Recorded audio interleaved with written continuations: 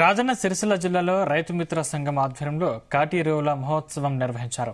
ఈ మహోత్సవానికి వేములవాడ ఎమ్మెల్యే ప్రభుత్వ చీఫ్ విప్ ఆది శ్రీనివాస్ పాల్గొన్నారు.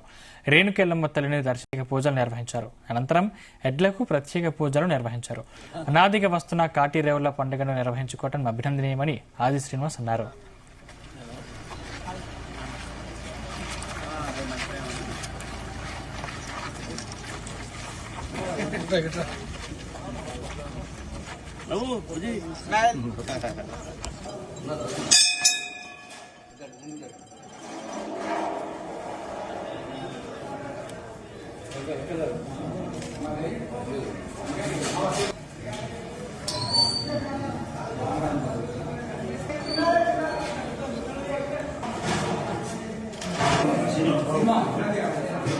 बापा को इनका लोग पढ़ना ना